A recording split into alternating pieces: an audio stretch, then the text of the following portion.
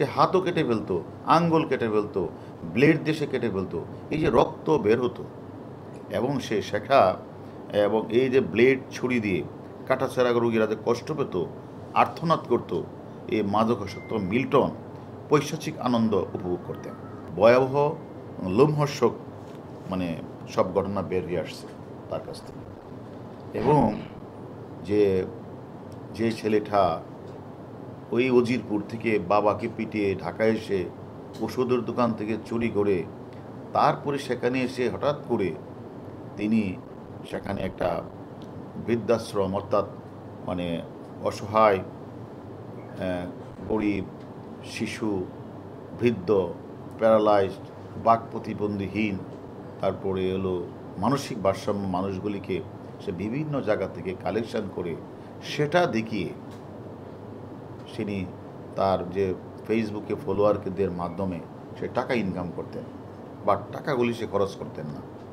অন্যদিকে ওই গরিব অসহায় মানুষগুলি যে চিকিৎসার জন্য অনেক সময় অপারেশনের প্রয়োজন হতো, হয়তো পচন ধরেছে, সে হাতও কেটে ফেলতো, আঙ্গুল কেটে ফেলতো, ব্লেড দিয়ে সে কেটে ফেলতো, এই যে রক্ত বের হতো এবং সে শেখা এবং এই যে ব্লেড ছুরি দিয়ে কাটাছেঁড়া রোগীরা যে কষ্ট পেত, আর্তনাদ করতো, এই মাদকাসক্ত মিল্টন পৈশাচিক আনন্দ উপভোগ করতেন। এবং সে একরকম মানে সাইকোপ্যাথিক মানুষ, একটা মানুষ, সে কীভাবে মানবতার ফিরেওয়ালা হলেন আমাদের বোধগম্য নয়। এবং সে কিন্তু স্বীকার করেছেন তার অপারেশন থিয়েটারে ছড়ি আছে, ব্লেড আছে, এগুলো আমরা উদ্ধার করেছি, এগুলো দিয়ে সে করতেন, সে নিজেও স্বীকার করেছেন। এবং টর্চার সেলে যে সে মানুষগুলিকে যে পিঠাতেন, সে তাদেরকে বানর অভিহিত করতেন এবং তাদেরকে পিটিয়ে সে নিস্তেজ করতেন।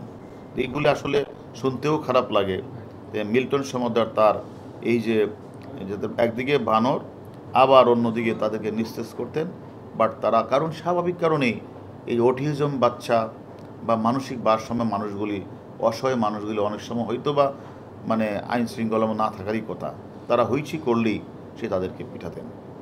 আমার কথাটা হলো, যে দেশে মানে আমাদের বঙ্গবন্ধুর নাতনি মাননীয় প্রধানমন্ত্রীর কন্যা সাইমা ওয়াজেদ পুতুল অটিজম নিয়ে সারা বিশ্বে কাজ করে প্রশংসিত হয়েছেন এবং উনি সাউথ ইস্ট এশিয়ার রিজনাল ডিরেক্টর হিসেবে যিনি এখন হোয়ের অধীনে থেকে দায়িত্ব পালন করছেন, আর সেই দেশেই অটিজমের নাম ধারণ করে কিছু অসহায় গরিব বয়স্ক বাক প্রতিবন্ধীহীন প্যারালাইজড ভারসাম্যহীন মানুষগুলিকে সে বিভিন্ন জায়গা থেকে কালেকশন করে অটিজমের নাম দিয়ে ফেসবুক ফলোয়ারে বিভিন্ন মানুষের কাছ থেকে টাকা কালেকশন করে সেই টাকাগুলি নিজে আত্মসাৎ করছেন।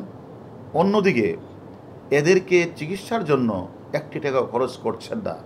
এটা একটা ভয়াবহ অপরাধ এবং আমি কোনি এদের উল্টো তাদেরকে টর্চারের পরিমাণটা তিনি বেড়ে দিয়েছেন। আরেকটি কথা, যে কথাটা স্বীকার করেছেন, সে নিজেই যে ডেথ সার্টিফিকেট তো বানাতেনি, তাহলে যে 900 লোকের কথা সে বললেন, 900 লোকের রাতের অন্ধকারে জানাজাবিহীন তাদেরকে সে যে কবরের কথা বললেন, এই যে একটা অপরাধ, যে এই জিনিস লোকগুলি কারা, তাদের তো খোঁজখবর নেওয়া, তাদের তো আত্মীয় স্বজন আছে, একটু খোঁজখবর না দেওয়া, থানার মধ্যে জিডি না করা, হাসপাতালগুলিতে প্রেরণ না করে এই যে নিজের ইচ্ছা মতো এই যে ভয়াবহ যে অপরাধগুলি উনি করেছেন, আমি মনে করি এগুলি আমাদেরকে খোঁজ নিতে হবে এবং তাকে জবাবদিহিতা করতে হবে যে এই লাশগুলি কোথায় গেলেন।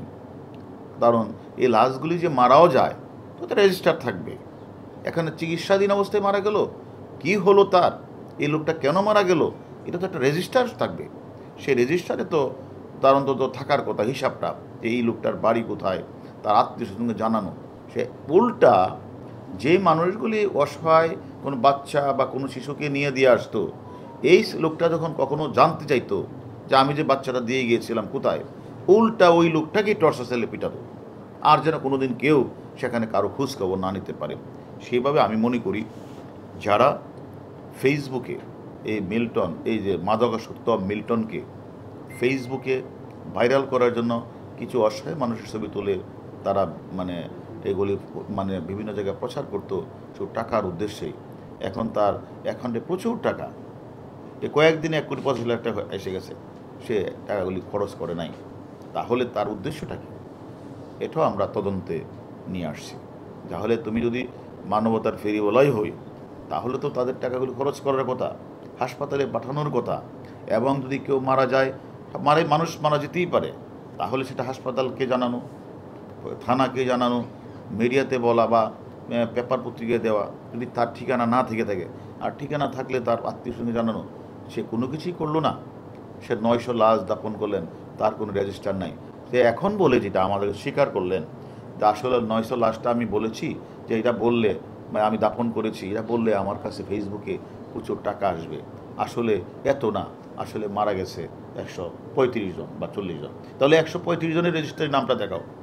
তা আসলে সে যে আরও আমাদের তদন্ত বাকি আছে, আমরা তাকে জিজ্ঞাসাবাদ করব যে টাকাগুলি কোথায় পাচার করেছেন, সে কেন পিটাতেন, সে কেন ডাক্তার রাখতেন না, সে কেন এদেরকে হাসপাতালে পাঠাতেন না।